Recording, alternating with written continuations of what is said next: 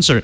I understand you guys will be having a little bit of something like a grand reunion. Yes. Grand reunion. No, not little bit. Malaki to dahil marami. No? We'll make it a little bit grander too because people are already calling from the States. And yung mga nasa States na. Radio, by Subic Bay Radio, and they said, keep it up, and we have more questions, and we need some more info. So this is the best day of my week to come here on the radio station and share with you. So if you have any questions, we can expound on general information. Ayan, so nasimulan nyo na rin lang, sir. Sige, let's do the who, what, when, where, why. Let's start with who, obviously. With who, yeah. The former. Former Subic Naval Base employees. That includes appropriated fund like SRF, NSD, Navy Exchange, Comnav Field, Naval Station. Non-appropriated yung mga support services. Okay. So if you're a janitor, a gardener, a maid, a bank teller, or you are an employee of the base, as long as you work inside that base and in that perimeter, you are welcome, most welcome. Yan yung who natin sila. Yes, yan. Kayo po. Everybody's welcome. Sabi nila, ay, my husband worked there. He's gone. But I'd like to relive the memories of my husband. You're also welcome.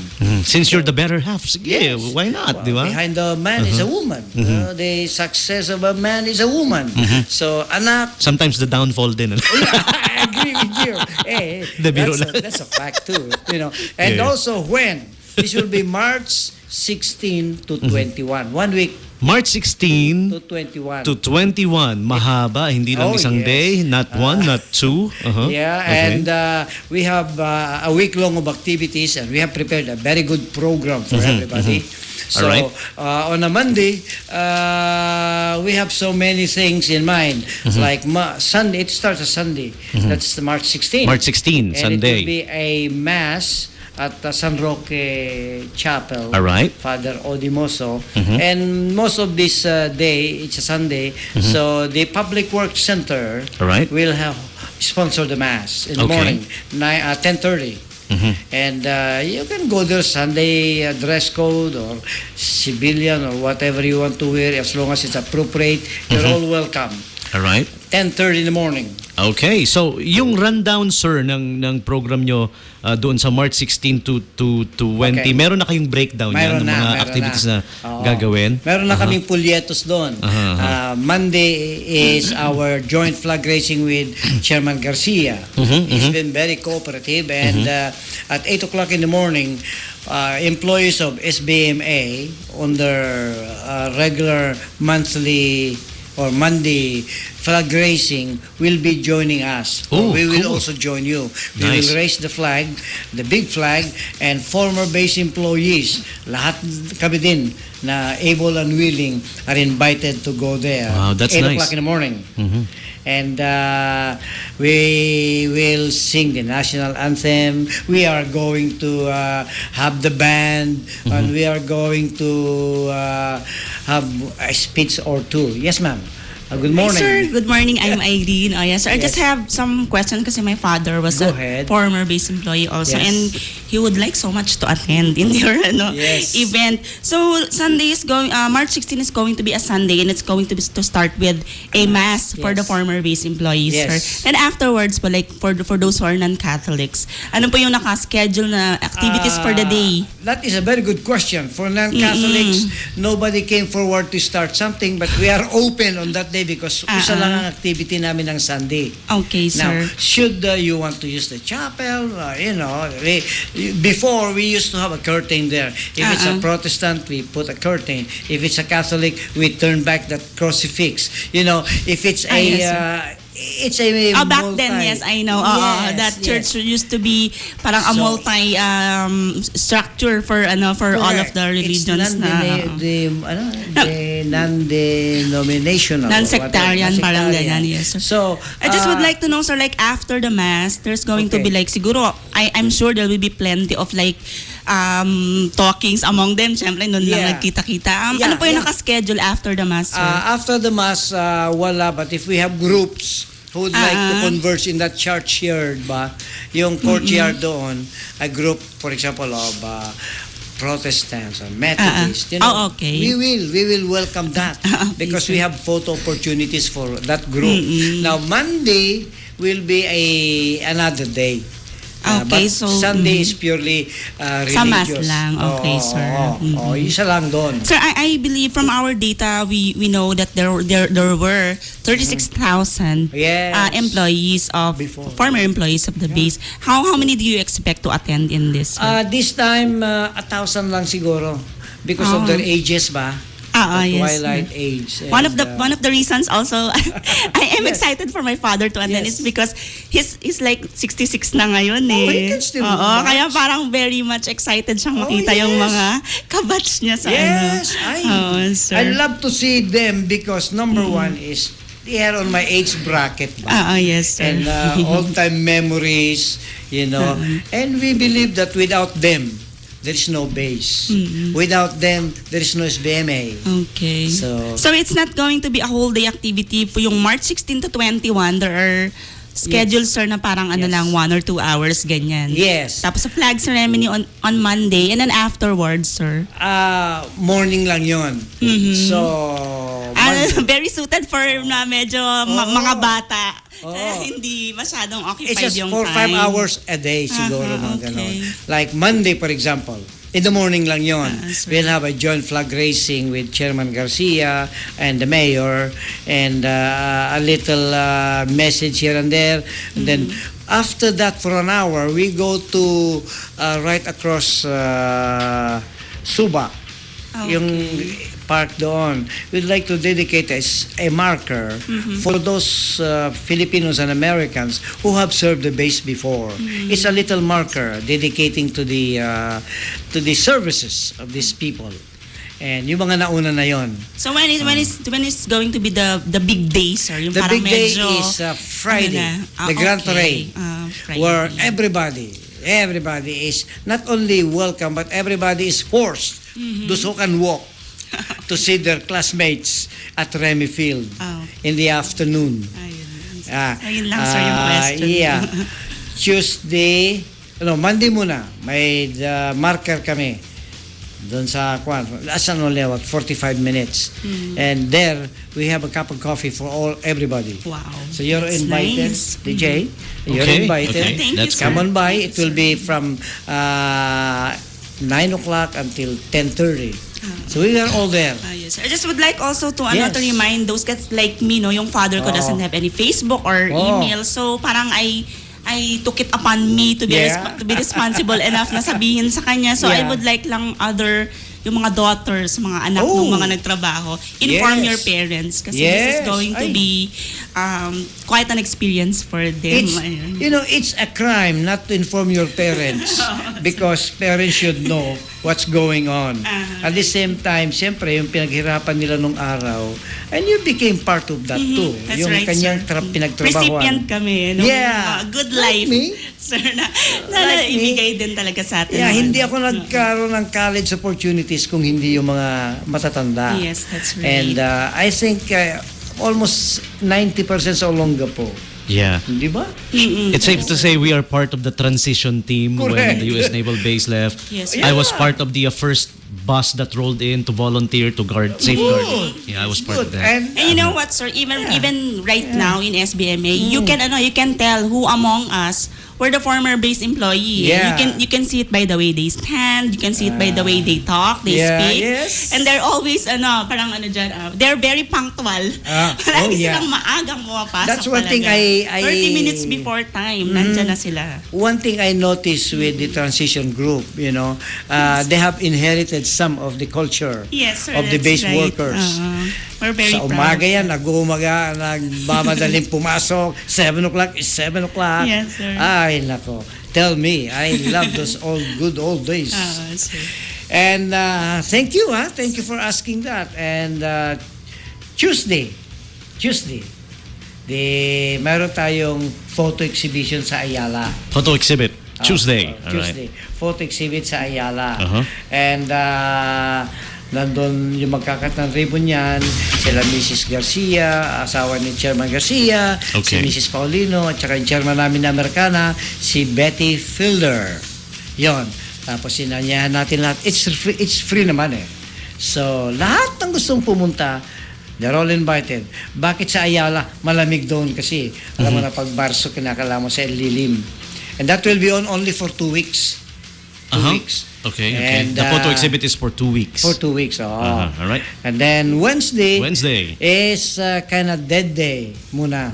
Dead day. Pahinga kasi muna. Ang ibig sabihin nun is, yung nakalaan para sa Wednesday, minove din namin ng Tuesday. We will serenade all the balikbayans coming home. From San Diego, from Australia, from the Middle East, Guam, from Hawaii, all those satellite stations who are connected with us, they bring their families. We will serenade them. We will treat them VIPs, and we will sing good old favorites for them, and exchange ideas for about 3 hours lang. And then at 10 o'clock we go home. Rest yung mga matatanda. Yep. That's been a long day for that. Thursday, yan, may mga tours. Should ships arrive, we'll not tell you which one is because it's classified information. But as soon as they are here, families can go. All right. So that's nasa ang day na tayo, sir? Yeah. It's Thursday, right? Yeah. Or on that Monday, we will announce it on my Subic Bay Radio. Okay. That we have this and that on that very day. Friday is our Grand Parade. Grand Parade. Yes. And the parade will start. Starting point for the parade is sa Longapo. Dito sa may City. 7th Street lang. 7th Street. Alam mo yun sa may wala dulo naman. The Rotonda. Am I right? Yung Rotonda na may nakapalibot na mga taong citizens of the world. Oo, Uh-huh. tama. Doon lang kasi alam mo naman kami. Alright. Hindi naman kami malalakas maglakad. So, from there on, we will move straight to Magsaysay Drive, straight to the main bridge. That main bridge to us very memorable.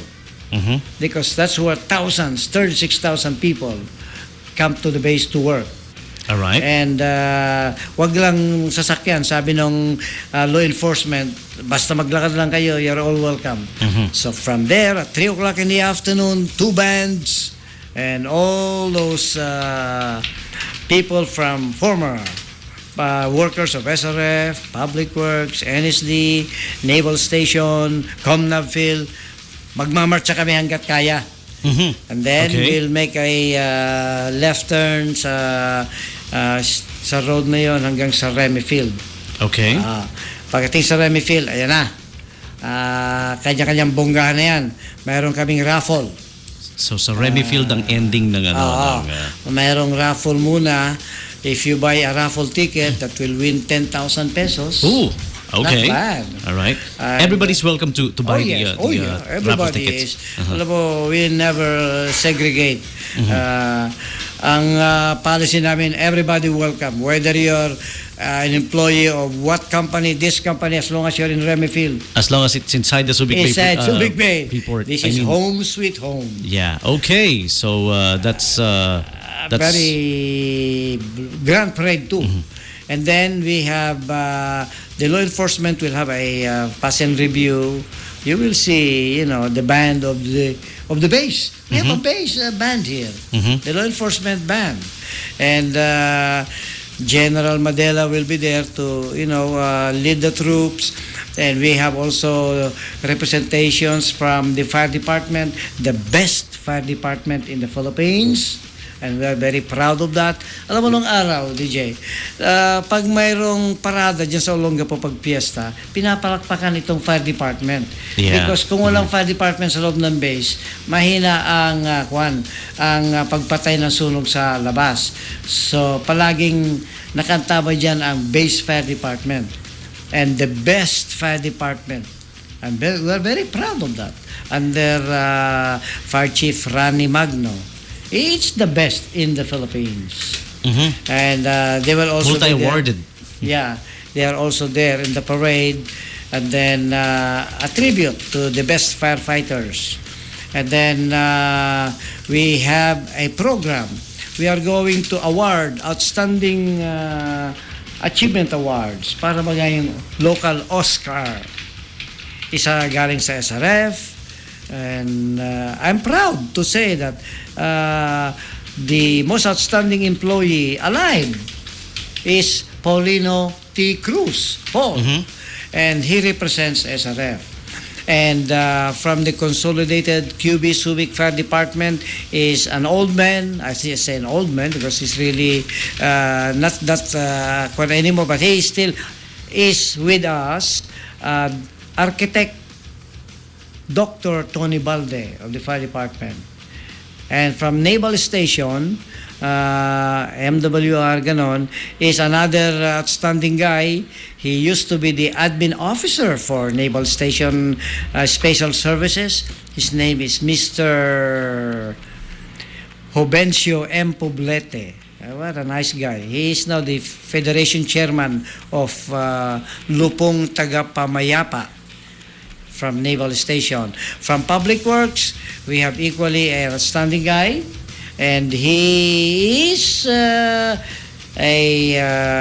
active in church, active in community, active in forming PWC reunions. His name is Jimmy Sabala from Subic.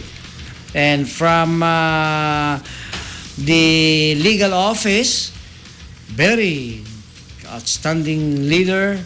He is now, he used to be the chief of the Naval Legal Services Office dito. He is Dean Amado Valdez, the president of all law schools in the Philippines. The Dean Amado Valdez, and he is also very good in his church activities, outstanding. And another one is also from itong si Public Works, mayroon na, NSD, SRF, mayroon na, yung mga Amerikano din, mayroon silang awardees. Dahil hindi naman kami lang ang outstanding, sila rin. So sa Comnab Phil, isa, si Mrs. Betty Fielder, good in community relations, yung patron saint, sabi ko nga, ng mga ita sa loob ng base, tumutulong sa mga ita. And she is deeply involved on them. Pagkatapos si yung Amerikano din, isang retired lieutenant commander, si Jack Kingsley, from the office of the Provost Marshal. Yon. I don't know kung may nakalimutan pa ako, but only 7 of them. And we are proud also to give the Unit Commendation Award sa Public Works Center. Why? Because during the earthquake in 1960 sa Cabanatuan, mayroong maraming nasalanta. Yung isang school doon, gumuho through the Honorable Dick Gordon, who notified us that they need a lot of help kasi maraming natabunan, maraming namatay. Nagpadala ang Public Works ng mga tao, sasakyan at gamit para tumulong doon. Kasi mabibigat siyempre yung mga nabuwal ng earthquake. So we have to have heavy equipments. Ang Public Works Center ang nagbigay ng ganung tulong. Almost 3 weeks yun. Talagang tutok 24 hours, 7 days a week. Kaya we are proud of being associated with Public Works, and as base employees, the nation is very proud of them. Okay, so all of these events from starting from March 16 to the 21st, if people wanna take a second look at it, nakapost naman lahat, sir, yan sa Facebook, official Facebook page ninyo. May Facebook kami dyan, yun sa baba ng aking papel. Dito yung... Okay, eto po, yeah. Facebook group page, just look for Grand Reunion 2014. Yeah. Former Subic Naval Base employees. Those are the keywords. Yes, sir. Search nyo lang sa Facebook. Pwede rin mag-email, subicreunion2014@gmail.com. Ayan. Okay. And then, kung gusto nyo naman doon sa opisina namin, located kami doon sa City Museum. Yep. doon sa may Marikit Park. Nandoon kami in the afternoon only. Although in the afternoon lang. But we are there 5 days a week. And if they want to sign the registration form, because we have to put their names sa souvenir book, they have to sign registration form. And then if they want to buy their own souvenir t-shirts like what I'm wearing, they're more than welcome. Okay. And then 1 week na lang. 1 week na lang. And we are all excited. Thanks to my Subic Bay Radio. Pleasure is ours, sir.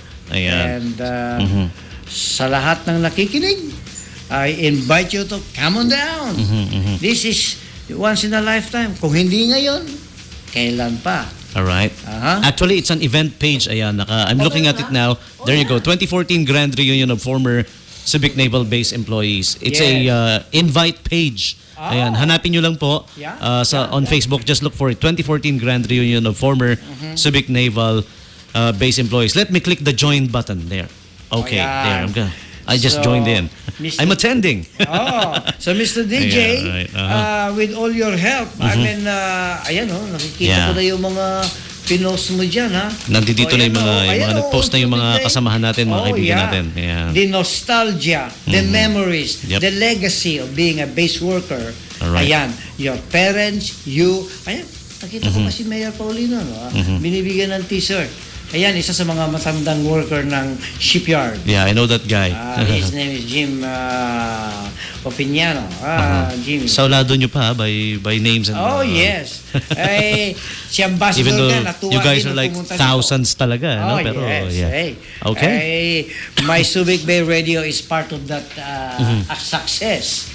Kung wala kayo, alam mo na, wala din kami. Alright. And the best media is radio. So they say, listen to me and I'll give you my Subic Bay Radio. All right. Okay. So again, don't forget, March 16 to the 21st, all former U.S. Naval Base employees. Yes. Lahat po kayo, asawa ninyo, anak ninyo, lahat kayo invited.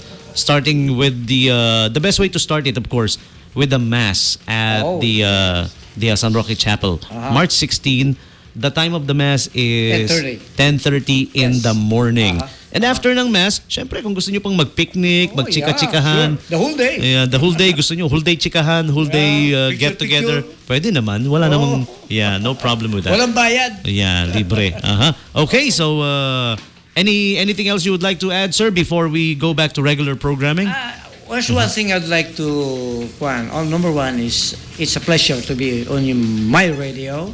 Second is thank you very kindly for the accommodation. You're As welcome. always, you've been very good. And anybody's invited. We welcome you all and let's join. Kung hindi ngayon, kailan pa? Yep, exactly. Okay. All right. So thank you for dropping by. Thank you. All right, God bless. Okay, back to regular programming now, and that was Mr. Ernie Tawataw. He's like the punong abala, am I right? The coordinator. The main coordinator for the 2014 Grand Reunion of former U.S. Naval Base employees. All right, we will pause for a short break. We'll be back with more. Stick around. On November 24, 1991, the American carrier USS Bellwood, carrying the last batch of U.S. servicemen, sailed out of the Subic Naval Base, ending nearly a century of U.S. military presence in the country. Immediately, some 8,000 men and women from all walks of life volunteered to protect, preserve, and manage the facilities left by the Americans in the 67,000-hectare former U.S. Naval Base. The volunteers were instrumental in converting the once bastion of U.S. naval might in the Pacific into the Philippines' premier economic powerhouse, the Subic Bay Freeport Zone. The Subic Bay Metropolitan Authority and the entire Freeport community commend the heroism of the Subic Bay volunteers. Hi there, this is Lindsay. Yield at an open intersection or on pedestrians and crosswalks. In Subic Bay Freeport, traffic rules are strictly enforced.